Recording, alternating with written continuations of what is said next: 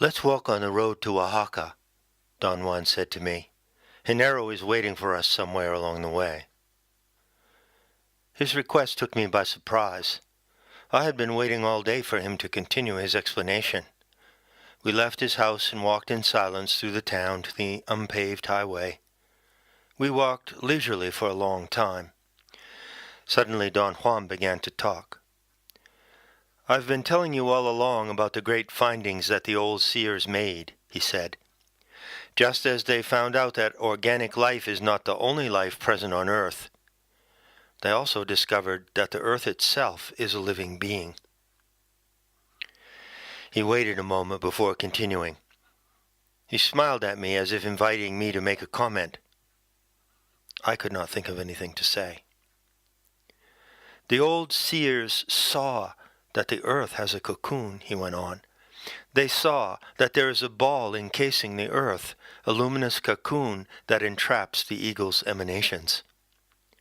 The Earth is a gigantic sentient being subjected to the same forces we are." He explained that the old seers, on discovering this, became immediately interested in the practical uses of that knowledge. The result of their interest was that the most elaborate categories of their sorcery had to do with the Earth. They considered the Earth to be the ultimate source of everything we are. Don Juan reaffirmed that the old seers were not mistaken in this respect, because the Earth is indeed our ultimate source. He didn't say anything else until we met Genaro about a mile up the road. He was waiting for us, sitting on a rock by the side of the road. As the conversation continued, Don Juan explained that what he called the key to everything was the first-hand knowledge that the Earth is a sentient being and as such can give warriors a tremendous boost. It is an impulse that comes from the awareness of the Earth itself at the instant in which the emanations inside warriors' cocoons are aligned with the appropriate emanations inside the Earth's cocoon.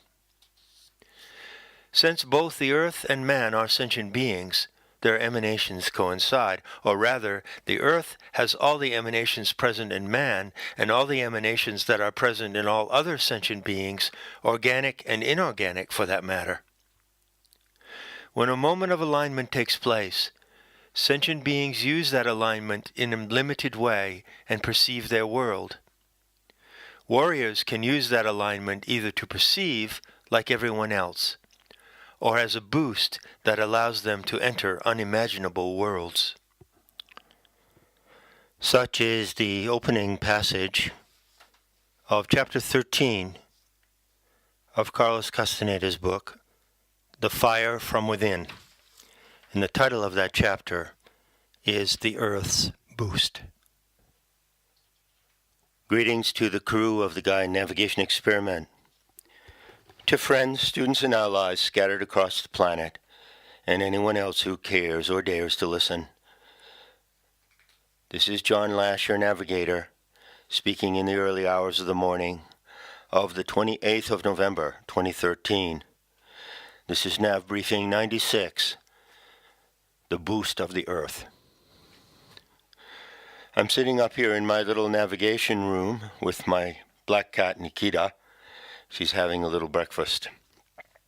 It's just before dawn, and soon the waning crescent, known as the sunrise crescent, will rise over the hills to the east. We are now in completion with Kamala, and so the sunrise crescent will be a thin crescent rising in the form of the left hand, that is to say, with its arched back to the ground as you look east. As you know, we observe these lunar shifts of the Dakini energies or moods as part of Planetary Tantra, and it has come to be included, this observation has come to be included in the GNE as well. I was looking back at the ephemeris a while ago, and I saw that I was born in the completion of the Kamala shift of 1945. The separation between the sun and the moon at the time I was born was about 9 degrees or 18 hours.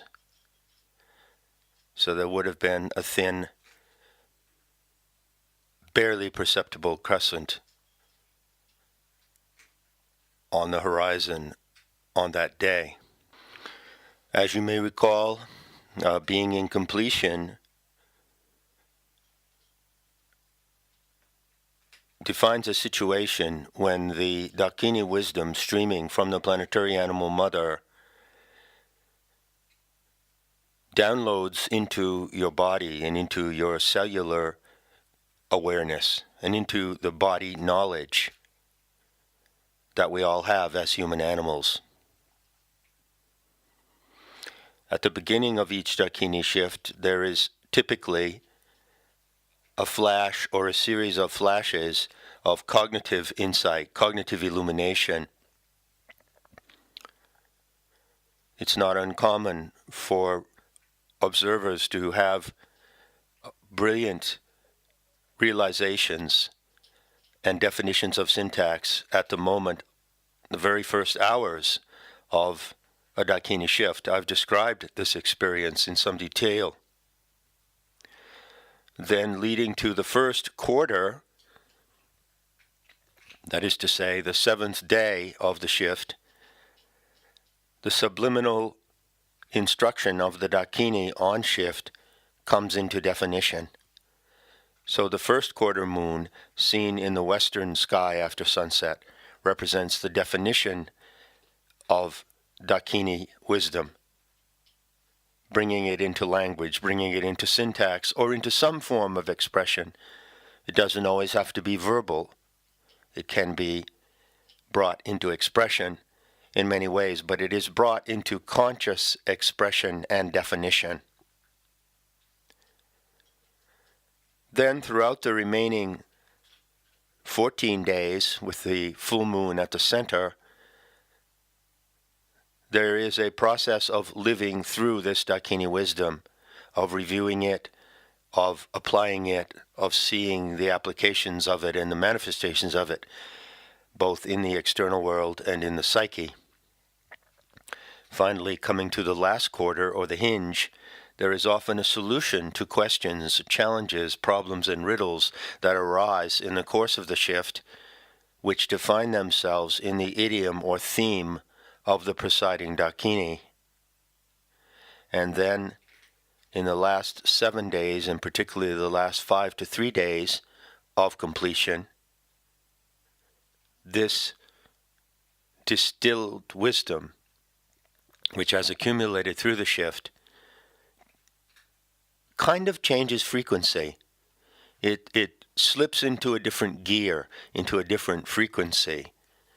And through that frequency, completion occurs. That is to say, the Dakini instruction of the month is integrated as body wisdom. So it's interesting for me to consider that at the moment I was undergoing the experience of birth, coming out of my mother's body, in those hours of that December day, the wisdom of Kamala was in completion. And I guess it's fair to say that I've carried the Kamala wisdom all my life. Kamala is not my guardian. Kali is my guardian. But there must be a special relationship, for each one of us in fact, to the Dakini on shift at the time we're born. And this would be a subject of interest, something that would be worth investigating.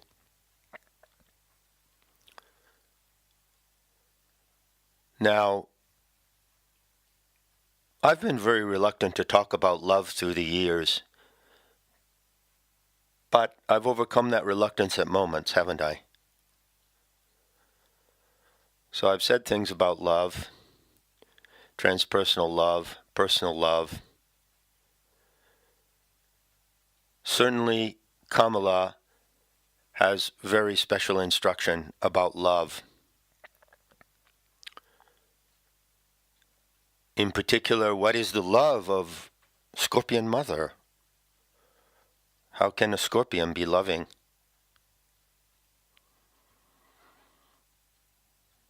You know, when you're stung by a scorpion, it might be compared to being stung by love. The scorpion seizes its prey with its claws. Well, you consider that these claws, on the personal level, are the claws of desire. So before you love someone, desire seizes you, desire for that person, desire to be loved by that person, and to love that person. That's the claws of the scorpion, considered on the personal level. Then the tail comes up, and the sting is in the tail. Well, of course, the sting is in the tail. What is the tail? The tail is the repository of Shakti in the human body. So the sting comes from the pelvis. The astrological sign Scorpio is always associated with sexuality, the mysteries of death and sexuality. So the sting is the consummation of love in its sexual expression. The reason why sexual congress and orgasm are associated with death, and that's a long-standing association, is because the individual actually dies in the sexual embrace. Orgasm is a surrender of the ego, and it's a melting away into an egoless state of bliss. And this, too, is an expression of love. Love involves surrender, and surrender to love could be considered as a theme of Kamala. But the ego never surrenders to love.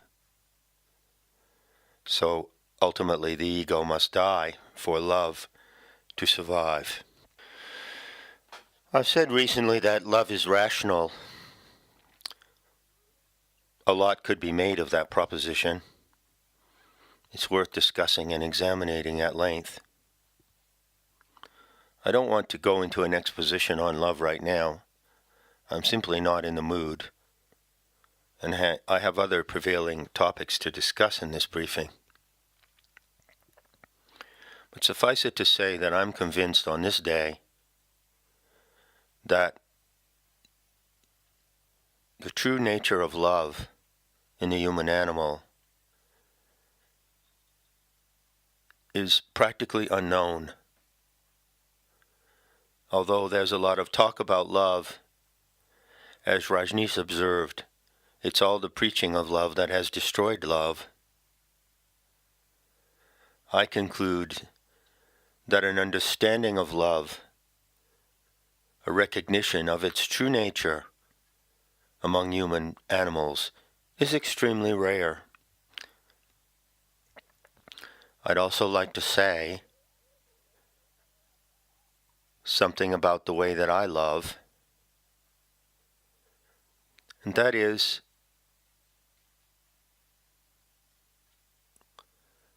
with the awareness that everything is always at stake and nothing is at stake. That's the way that I love. It makes me sad when love is used as an excuse for destructive and delusional behavior, but this is more often the case.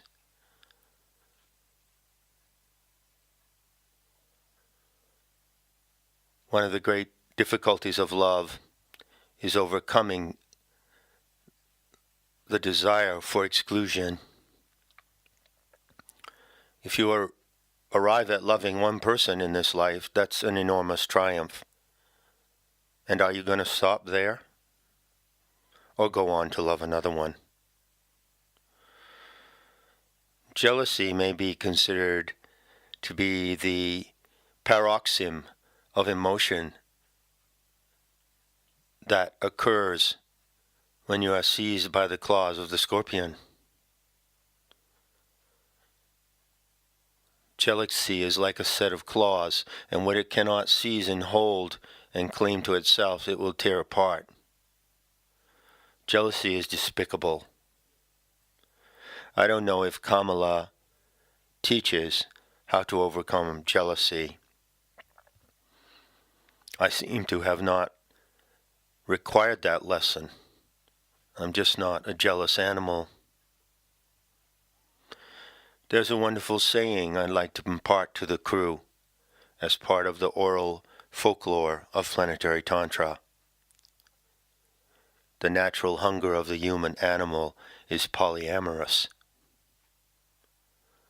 So what I can give you in this little prefatory remark regarding this moment now, in completion with Kamala,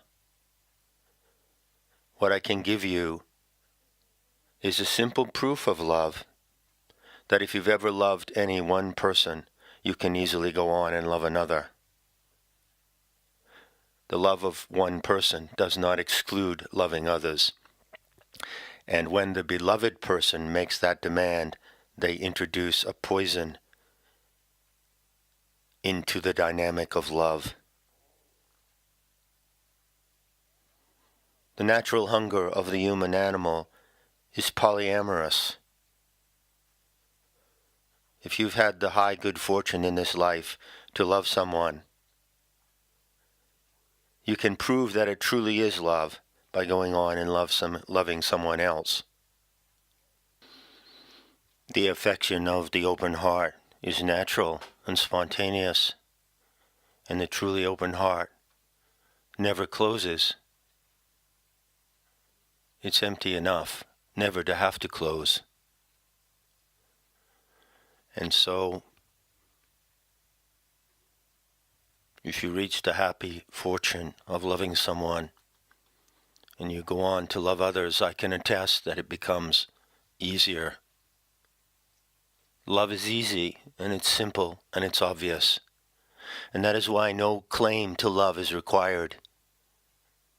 To say, I did that from love, is already a lie. It's not necessary to say so.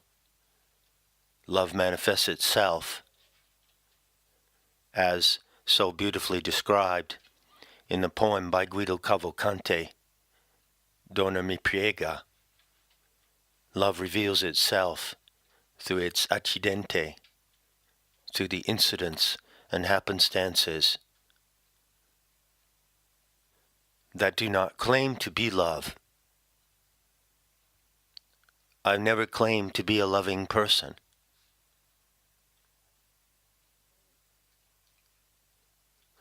So, those are a few thoughts on love, and I'll leave it there at the moment and move on to the primary theme of this briefing, the boost of the earth.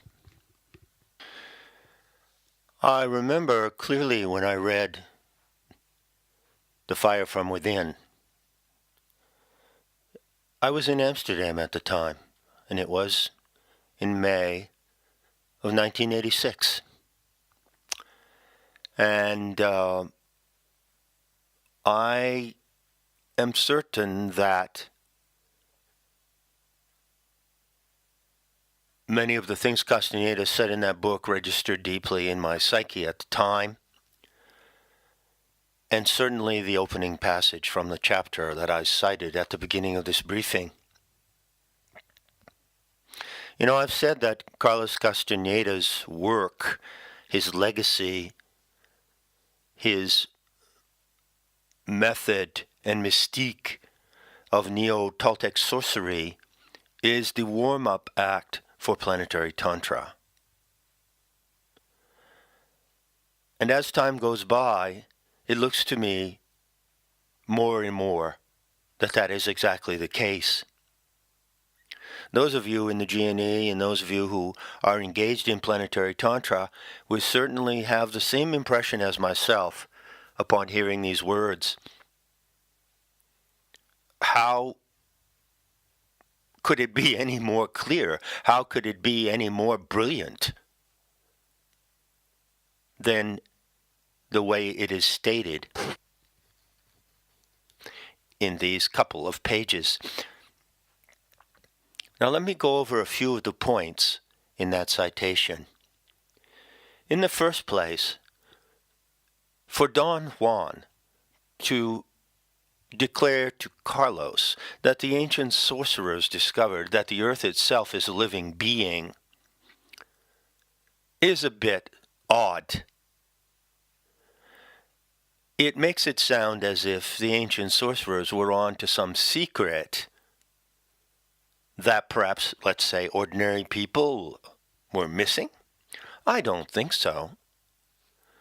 You recall that I said, in Not in His Image, that animism is not the belief that the natural world is alive and animated, but it is the direct perception. Well, animism is the norm for the human animal, Animism is the natural and sane condition of human awareness. So all ancient and indigenous societies, insofar as they were sane, insofar as they represent the true potential of our species, and insofar as they reflect the true nature of this experiment, were animistic. It's as simple as that. So late in the 19th century, when the anthropologist Tylor, Tylor, put the word animism into discourse, he was describing something endemic to the human animal, endemic to human consciousness, that never had to be defined before. And as so often happens in these matters, the essential element of human experience came to be defined at the moment that it was at risk of being lost. What impacted the animistic capacities of the human animal and what destroyed the conditions in which animism could be maintained as a natural predisposition of our awareness was, of course, the Industrial Revolution in Europe. So Tylor was European. He was writing from the viewpoint of a European or Eurocentric intellect. And as far as Tylor was concerned, at the point when you came to define animism, it's no longer the generic and universal trait of human society, but it belongs to what is called primitive or savage society. Obviously, even at that late date, at the end of the 19th century, a vast majority of humans living on the planet were still living in an animistic condition. In Australia, in South America, in the remote areas of Siberia, in the Pacific Islands, animism was a concept to Tylor and the armchair anthropologists of that era, such as Sir James Fraser, but it was still a living reality in a great part of this planet. So to put a fine flourish on Castaneda's language, I would say that the sorcerers of ancient times did not discover that the earth itself was a living being. That was a self-evident fact to everyone living on the earth for millennia. What they discovered was that the earth in its totality can be regarded as a living being available for interactivity. The earth in its totality. The instructions in the Terma of Gaia Awakening come from the earth itself. I have something to say about that claim soon, by the way. So in order to conceive, in order to wrap your mind around the grandiose notion of the Terma of Gaia Awakening, you need to consider that the earth as a totality, acting as a single entity, could instruct the human species in how to communicate and interact with the earth. This is the premise of the Terma of Gaia Awakening. Clearly, that is a direct and consistent, that proposition is a direct and consistent follow-up and elaboration of what Castaneda says in this stunning passage from The Fire from Within. He says that the earth is a gigantic sentient being. Well, there's Gaia theory, which, by the way, in 1987 was just beginning to get off the ground. It had been in discussion for about 10 years. It was common at that time to hear the proposition, Gaia, the living earth, is a gigantic superorganism, a gigantic sentient being. Two ways of saying the same thing, right? Now, what about this mysterious business of the cocoon? Well, Don Juan says that the ancient sorcerers perceived a cocoon ensheathing the earth. Do you suppose that that would be a reference to the organic light? I would certainly think so.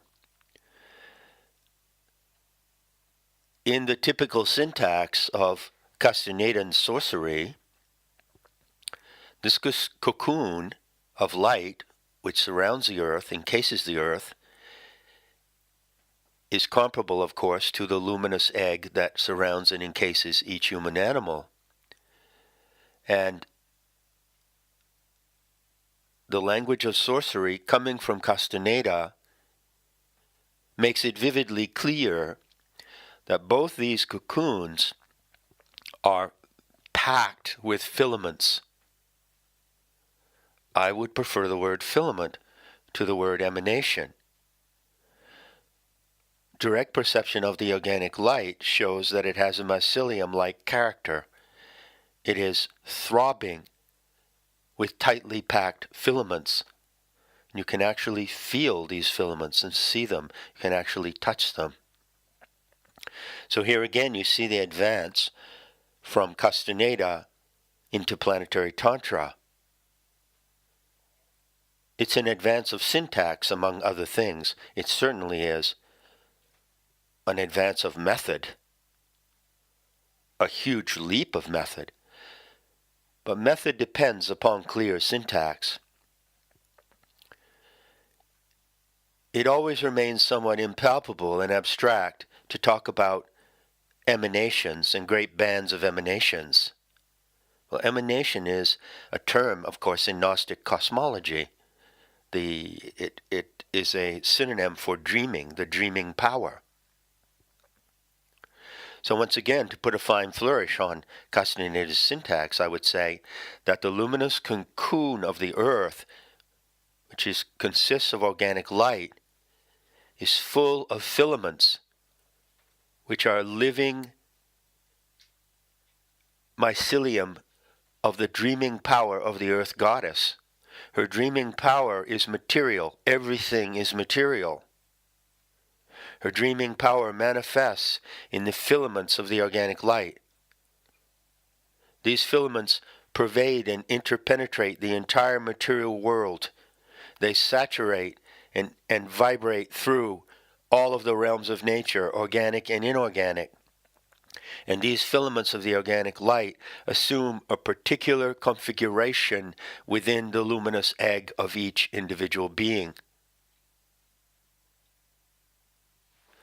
Now you might recall that I wrote a piece on metahistory.org describing some 14 or 16 parallels between the work of Carlos Castaneda, the teachings of Don Juan, and Gnostic teachings. I'd venture to say that all these parallels are really remarkable, but there is one that stands out. I have in my hands a little book called The Doctrine of the Subtle Body in the Western Tradition. The author of this book is G.R.S. Mead. G.R.S. Mead was a theosophic scholar and an early scholar and researcher of Gnosticism. And this is all pre-Nag Hammadi. This is at the turn of the 20th century.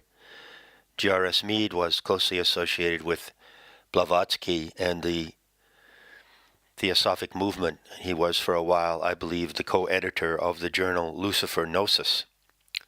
He's the author of the magnificent compilation on Gnosticism entitled Fragments of a Faith Forgotten. In this little book on the subtle body, Mead recovers the ancient word for the luminous egg, as it was known in the pagan mysteries. So what Carlos Castaneda calls the luminous egg, or luminous cocoon of the human animal, was called in Greek in ancient times the Orgoides. Augoeides, Orgoides. And Orgoides is a strange word that suggests a cocoon or enclosure consisting of rays or emanations or filaments. And so G.R.S. Mead writes that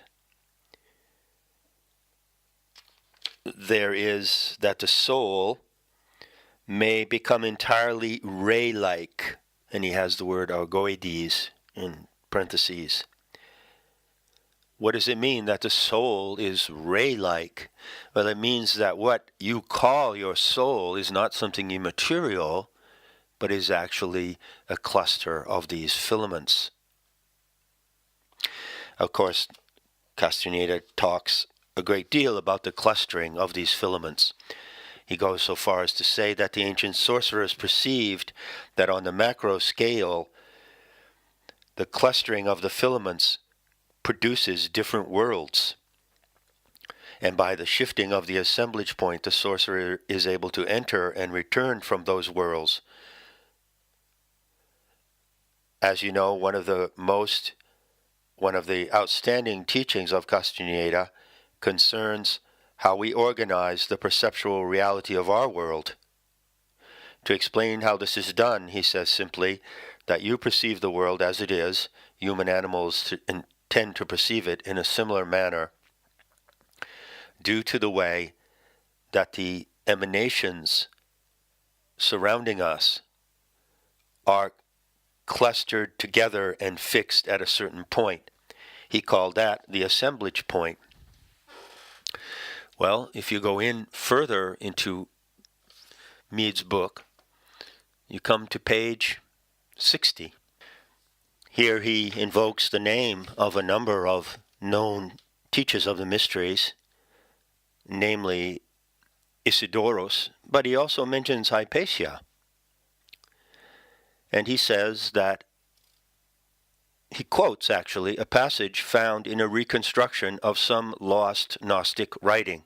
And the passage goes like this, quote, "The soul has a certain radiant vehicle, Orgoides Shema, as it is called, star-like, astroides, and eternal. And this vehicle is securely shut away in this gross body, according to some within the head, according to others within the right shoulder, a statement which no one else seems to have made." End quote. Well, Castaneda said that the assemblage point is located behind the back, about a foot out from the body, positioned off the right shoulder, didn't he? Even the ancient writer to whom we owe this fragment of Gnostic intel had to remark that the detail about the right shoulder, the positioning of the Orgoides, that is to say, the locking in of the totality of luminous fibers into a point on the right shoulder, seems to have been made uniquely by Isidoros, who was of the same Alexandrian school as Hypatia. So there you go. How do you like them potatoes? How do you like them spuds, me mateys? Now I'll make two more brief comments on the passage I read. Let me quote again directly. The most elaborate categories of their sorcery had to do with the earth. End quote. Well, I rest my case. The sorcery of love and intention, which is a phrase to describe planetary tantra, is the present day, real-time set of strategies. It's the real-time methodology for the sorcery that has to do with the earth and is in fact interactive with the earth. And I have said before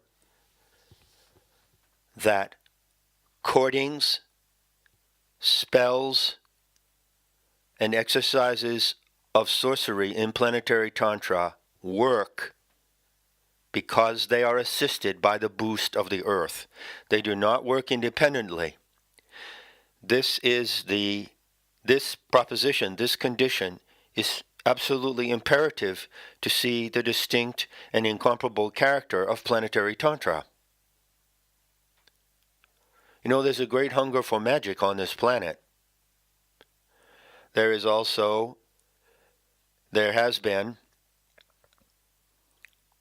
have been, and continue to be, many attempts to satisfy that hunger with junk food and delusion.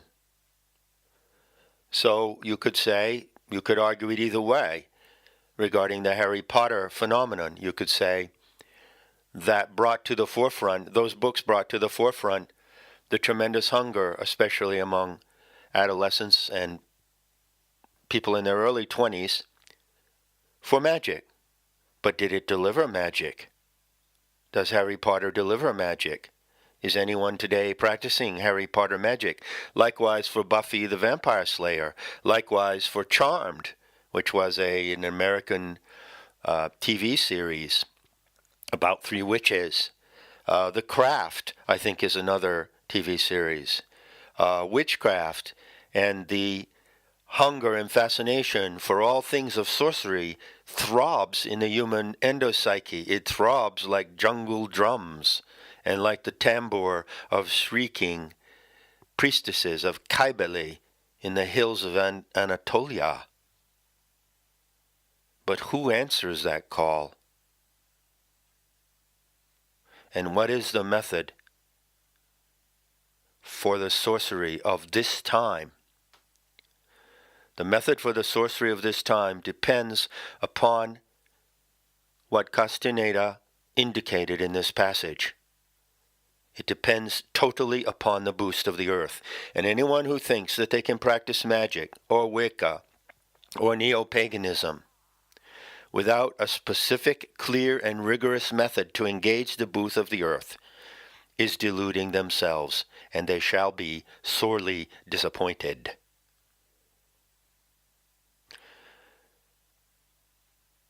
Interactive magic with Gaia. That is planetary tantra. That is the direct follow-up, and that is the main act coming after Castaneda. Finally, he points out that the ancient sorcerers saw the earth as the ultimate source of everything. Well, haven't I been saying this for a while? The objection to that, of course, goes like this. But wait, how can the earth be the source when the earth itself was created? And wait, John, you say that the earth itself originated in the pleromic center because it is a metamorphosis of the massive currents of organic light of the aeons of fire. So it's not the earth that is the ultimate source. It is the pleroma that is of our galaxy that is the ultimate source of the earth. And then what is the ultimate source of the pleroma of our galaxy and all the other countless billions of galaxies? And so forth and so on. Wouldn't it be more correct to say that the ultimate source is out there somewhere in the infinite, the origin of the entire universe of countless galaxies, rather than to say it's right here under your feet, under your fingernails, in front of your eyes. You are sitting on it. You are breathing it. It is breathing you. What would you prefer? Well, let me assure you, my friends, that the Gnostics were very clear about the ultimate source. The ultimate cosmic source is the originator. And the immediate, imminent source of life is the planet Earth on which we live. Do you want to override the immediate source and go to the originator? Well, you're free to do that, but I can tell you it's a boring adventure. And the closer you get to the originator, the more catatonic you become. I've said before, at the Shiva ground, Parasamvit, the ultimate ground of awareness of the entire universe, nothing happens. Everything that is happening in the universe is happening in front of your face. What is here is there. What is not here is nowhere. The action is here. That is why in Planetary Tantra, you can revere the earth for all her beauty and magnificence and for everything she is, and at the same time recognize in complete humility that she is the immediate source of your life. I said before, and I have to repeat it again, that you are not alive right now, today, listening to my words, listening to the recording of my voice, because when you were born, you were given a certain quantity of life, like a battery has a certain quantity of life in it, a certain quantity of energy. And when that quantity expires, the battery is dead. You're not a battery. Your body is not a battery. You were not given a certain quantity of life the moment that you were conceived and then later born into this physical atmosphere. You are given life at every instant. You are alive now because she sustains your life in her dreaming. And if she withdraws her attention from your life for 1 microsecond, you die. So what is the ultimate and immediate source? The earth. What is the ultimate non-immediate source? The originator. That's all the metaphysics that you need. There needs to be no constructions around this simple and obvious metaphysical proposition. And the Gnostics taught this proposition in the mystery schools. And it was fundamental to their cosmology. Finally, in commenting on the passage from the Fire from Within, you find their theme often repeated and elaborated in the books of Carlos Castaneda, the alignment of the great emanations of the external cosmos with the alignment of the emanations within the luminous egg of a human animal. Now, how would you translate this concept, which is absolutely one of the 4 or 5 fundamental concepts of Castaneda's neo-Toltec sorcery? How would you translate it into the syntax of Planetary Tantra? Well, it's simple. The sorcery of love and intention is a method of alignment. The alignment between the earth and the human animal is a simple matter. In fact, intention is a force of alignment. Intention is a force and instrument of alignment. More specifically, to talk about the dynamics of alignment, let's say the ritual dynamics, a cording is an instrument of alignment. Cording consists of filaments, doesn't it? String strung between the branches of a tree. A cording is a ritual tool. It's a way to align your intention with the intention of the planetary animal mother, so that she gives the boost of the earth to your intention. Simple enough? The alignment of human intention with the dreaming of the Aeon Sophia is, of course, the aim of Planetary Tantra. It is also what you are learning in the GNE. It's a big deal to learn this. So be patient with yourself, be loving with yourself. We are actually on a fast track of learning.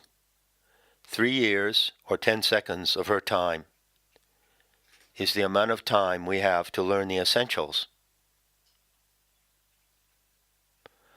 As this alignment between each of you and the Aeon Sophia locks in, what happens? Well, the question we're all living with as we come into the final second of the 3 years of initialization of correction is the question of when does she boost us out of the nightmare and into perfect alignment with her dreaming. Remember that the initial conditions of the Aeon Sophia in this 3-year period are perfect. She is an Aeon. She can only set perfect conditions. Now, if you wonder, if you sometimes think, as I do, of course, as we all do, well, these are great propositions, but it's really elusive. At the end of the day, it's pretty elusive what she's doing. And why isn't it more obvious? And why aren't the manifestations more blatant or spectacular? Well, you're a human animal. And in fact, you are incapable of conceiving perfection on the aeonic level. I cannot conceive the perfection of her dreaming. I can conceptualize it, but I cannot realize it. The perfection of her dreaming is not within the reach and scope of human awareness, and yet we are deeply implicated in that perfection. Hence, the subtle finesse to be observed as you monitor her correction. You must realize that you are monitoring a process that is many countless times exponentially more vast than everything that is happening in the ocean right now, everything that is happening in the Pacific Ocean right now.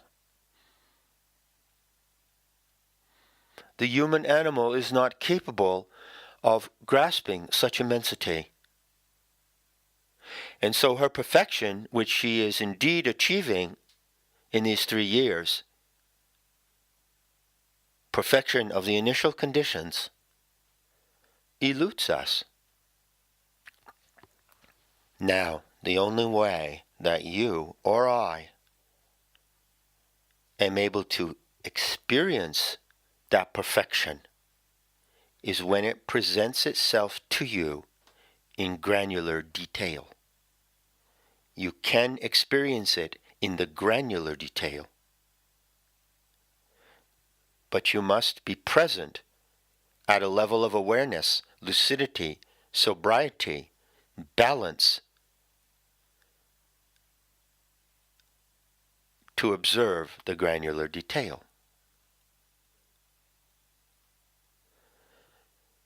I know that the passion of the Aeon Sophia has become your passion. And she who is prunikos, or outrageous, has taken over your lives in some cases, hasn't it? Well, there's no better way to go, because whatever the future may hold, If you consciously unite your personal life with the life of the earth, then you have a future with the earth. And ultimately, she decides the shape of that future. I know, however, that some of you are dreaming about how correction could manifest and what might be, let's say, the flagrant and extravagant demonstration of her correction. One crew member recently wrote to me on that theme. His name is Nestor. This email arrived on November 27th, and I'd like to read it to you in its entirety. I have been reviewing the themes of the fallen goddess scenario and Sophia's correction, and I had some thoughts I would like to share. Living in these times where archonic systems have reached a level of intrusion into life that is unprecedented, I feel a compelling inspiration to imagine and anticipate a way out of this mess. The themes of Sophia's mythos bring a clarity and sense of elation to my mind about the possibilities of participating in her correction and finding solution. Humanity's discontent with its emaciated spirituality and disconnect from the source which emanates the anthropos has reached an intolerable level. Humanity can no longer stand the repression of its innate playfulness, imaginative creativity, and hedonic erotic powers. This repression is mirrored by a growing pressure and inflammation within the earth caused by the blockage of this telluric energy. Mantis is agitated and begins to crash violently into her crystalline chamber. The crystals vibrate, and the earth creaks and vibrates beneath our feet. It is at this moment of intense agitation that we command Sophia, according to her desire, to assist in ending this plight. In a state of interactive magic, we engage our hedonic powers with the libido of the wisdom goddess. The pleroma is alerted to the situation and provides a cosmic burst of Shakti energy.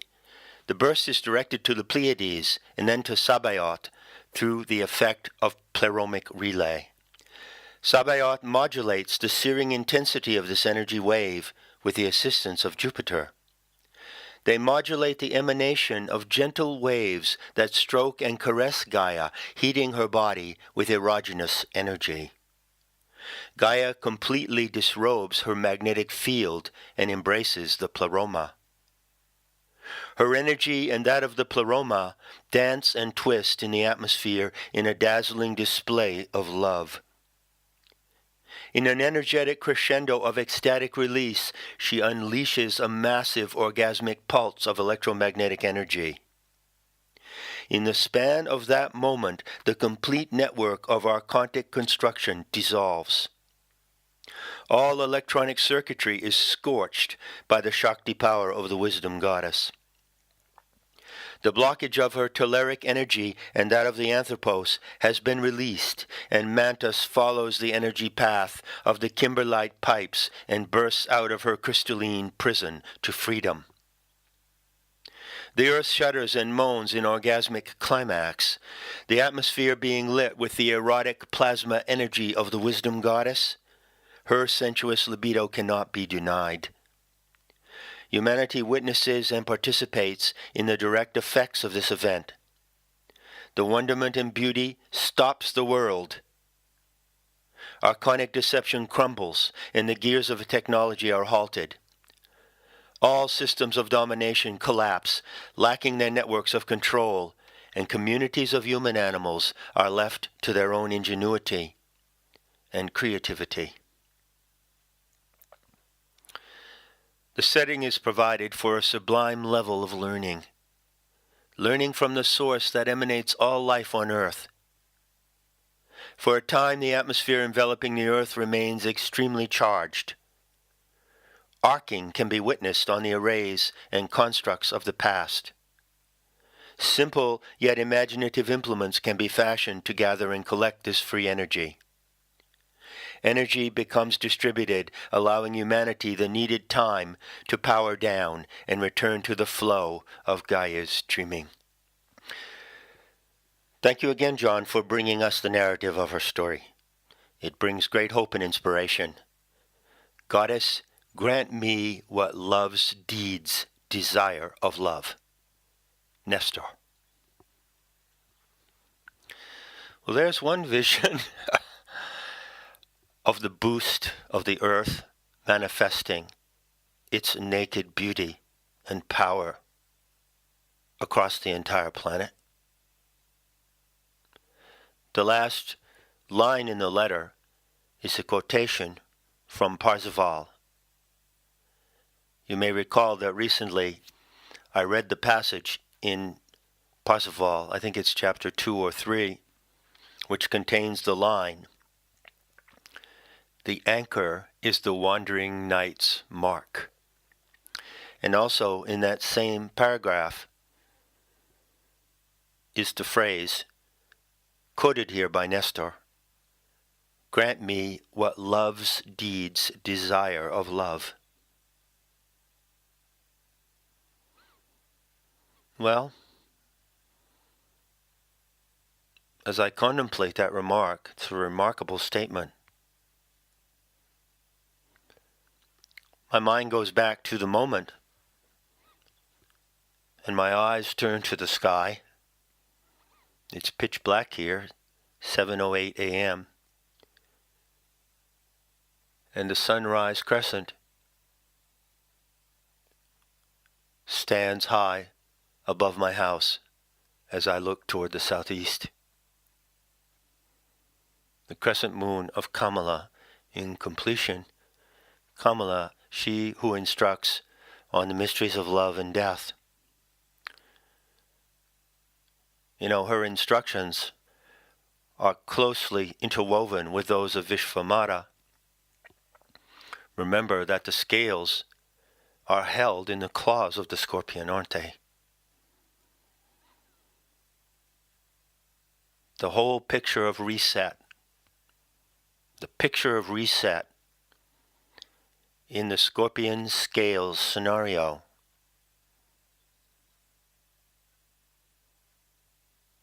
is a facet of Gaia's dreaming emerging and erupting in your own imagination. Just think of what you have in the GNA. What you have is the language to know what erupts in your imagination as a human animal.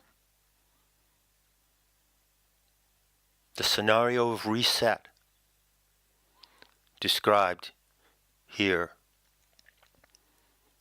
in such a spectacular way in this email from a crew member.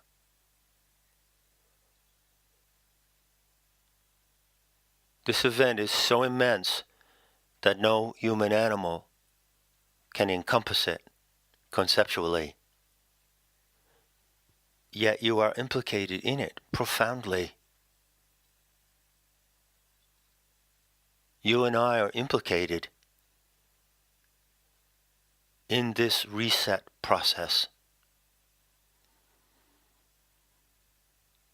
And reflecting this morning on Kamala as a love goddess, I guess I could ask the question that finally comes to the surface of my mind. I could ask myself this question, and you can eavesdrop, okay? You can listen in as I ask myself this question. What is the role of human-to-human love in the reset of the wisdom goddess? How does the dynamic of human love factor into the reset of this experiment?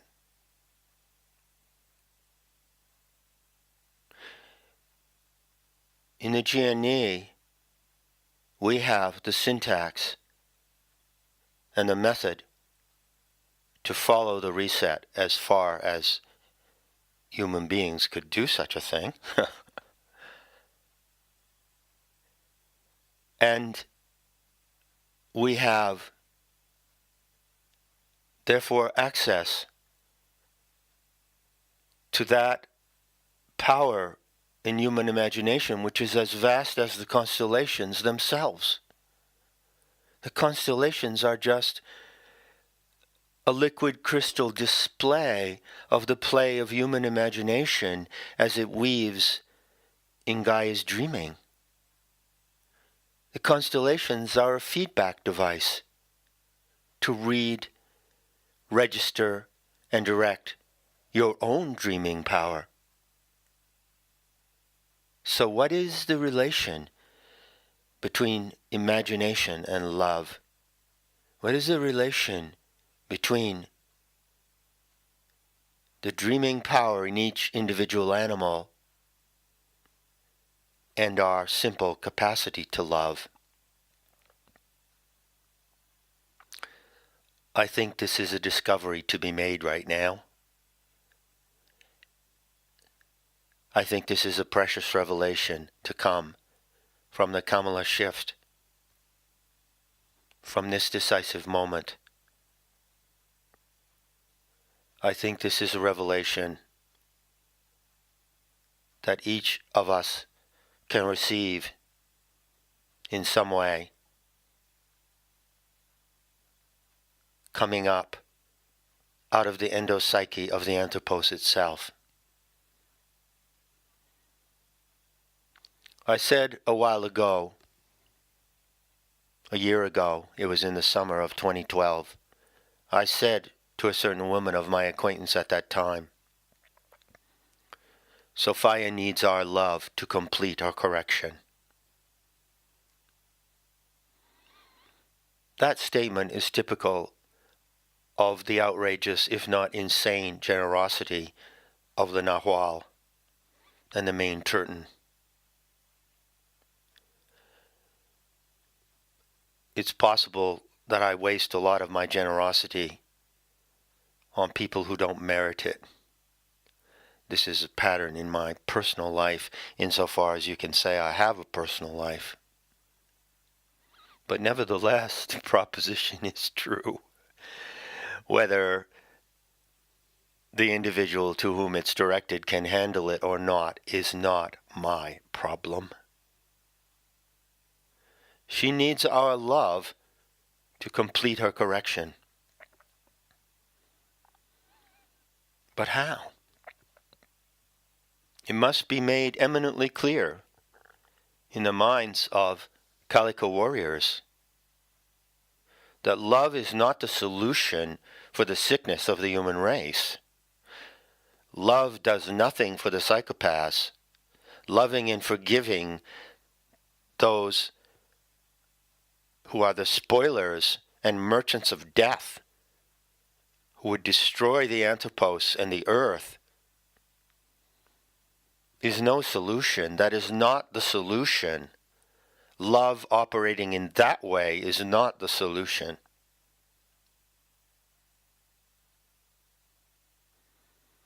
But the love between us, those who share this vision of Planetary Tantra, is a powerful, powerful synergy on this planet. And the friendship of strangers is necessary for her correction.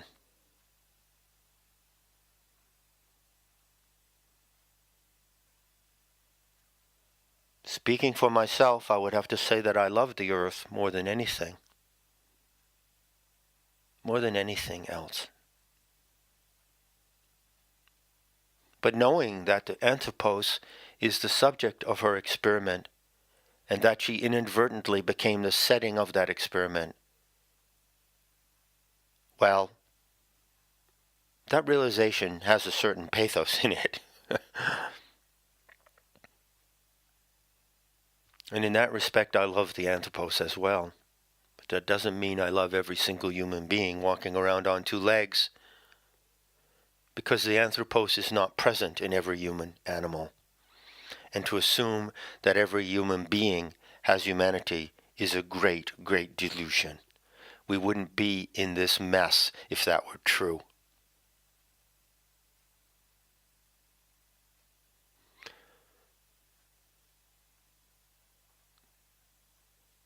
The anthropos, which perhaps would be the subject of an upcoming briefing,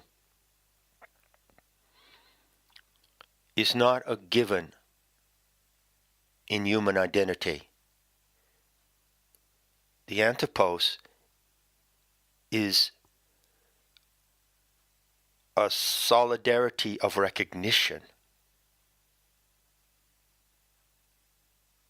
The anthropos is sobernost, to use the Russian word that was very popular among the Sophianic mystics of the time of Soloviev, Biely, and Bloch. Sobernost, solidarity, comes in the anthropos. It comes in an agreement about what humanity is. So our role as accomplices to Sophia's correction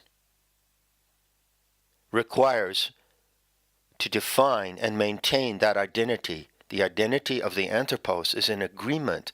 It is not categorically given by the mere fact that you were born as a human animal. You carry the anthropos by carrying the recognition of the subject of this experiment, knowing that you are the subject, and bringing that same awareness to others, sharing that awareness with others who likewise know that they are the subject. Those of us who know together that we are the subject of this experiment and that the human genome originated in the galactic core have the solidarity of the anthropos, and we love it. We love it. We love it to death. And inside that love for the anthropos,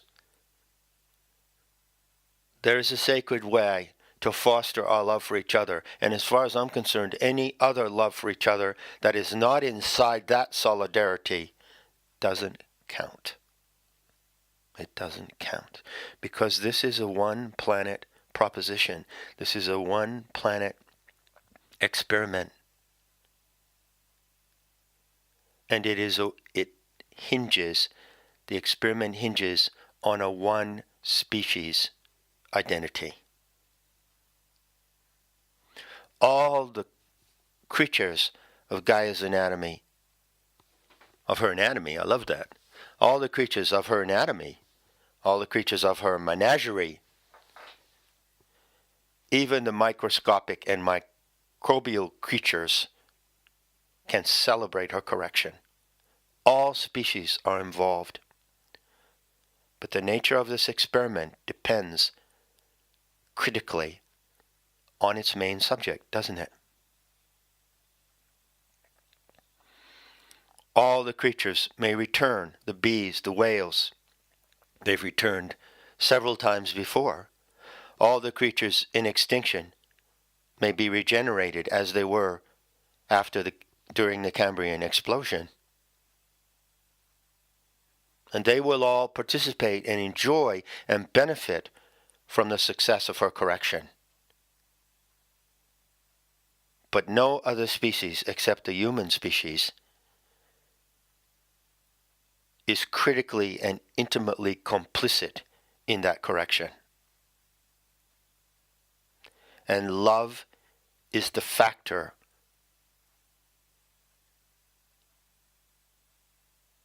that sustains that ultimate complicity. Love.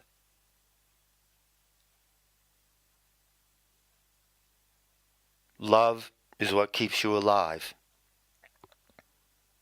Really alive. You can exist and not be alive. Love keeps you alive.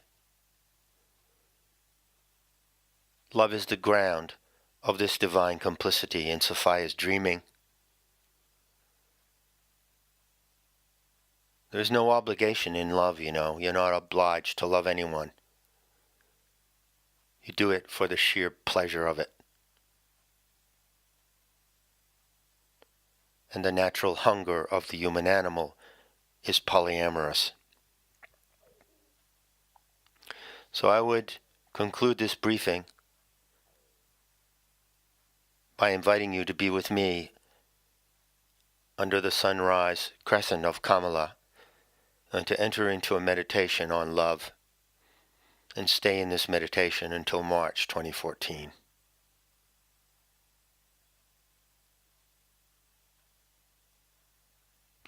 And as a token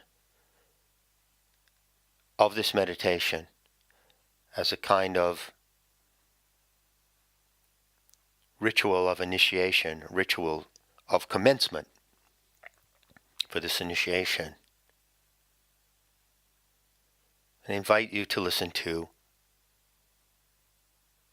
Donna Me Priega by Guido Cavalcante.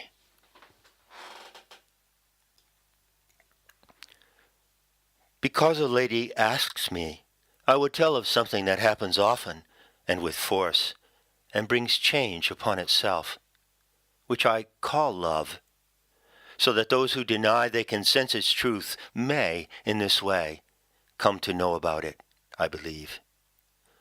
Not that I hope any whose hearts are base by mere reasoning may assume to comprehend it, for lacking the sense of its own evidence, I have not skill nor wish to offer proof how it proclaims where it originates. What is its power and its potency, its essence and its innate movement, so delighting that it makes us call it love? Or how anyone can make it show itself? In that realm where memory resides, it assumes form in self-defining light that shines, diaphanous, out of a dark, conflicting hue. Then it holds still, so as to be created and sensuously named, divined in the soul and willed in the heart. It comes from what is seen as it so intends, which is then taken to the waking mind as a pure subject, fixed and abiding, yet even in this, not to be possessed, because no one can lessen its pure feeling, its resplendent and perpetual effect, not sensed merely for delight, but in the contemplation of how incomparable it truly is. Devoid of power except in how it gains a perfection it alone can measure, such as cannot be reasoned, but is felt, I say. Beyond salvation, it keeps to its own way, and holds intention worth as much as reason, yet barely shows how it likes what it lacks, thus by its power seeks its own undoing. Since in its strength that power hides the hindrance that lends to love the bent of contradiction, though never turning it against itself, but measuring how perfectly it varies, so random none can say how it invites a continuity not to be commanded, and likely to be taken for abandon. It is released when will so far exceeds all that is not within its natural grain, it can no longer hide in resignation. So it moves compellingly, and running through its colors laughs off our fear, then turns away as it subsides a bit, sunk in its own veracity. Only the courageous come to know it, a feeling ever new, an ever-moving breath that drives the self-reflecting mind to look into another form, uneasy, but roused as if it broke into a blaze. None can imagine it who cannot test it, for it moves not unless it moves as drawn or as released when its own pulse is touched with confidence of knowing, great or small. Its seeming a mere surface guards its nature, so it compares to pleasure, which I reckon can't keep it hidden once it's joined up with it. Even before its beauty startles like a dart, It bores through trepidation, making way for whoever may deserve to follow its direction. And not by knowing how its sheer appearance comprises light of such contrasting moods and vivifies without becoming obvious, but by being led by what flows from it. Beyond the shades of all divided essence, hewn from the darkest hue, its radiance outshines every and all deceit called worthy of faith, that from this source alone is born compassion. You, my song, may go forth well protected where it please you, for you are so adorned to be praised, surpassing reason, by all those who sense your intimation. But for the others who cannot, you have no inclination.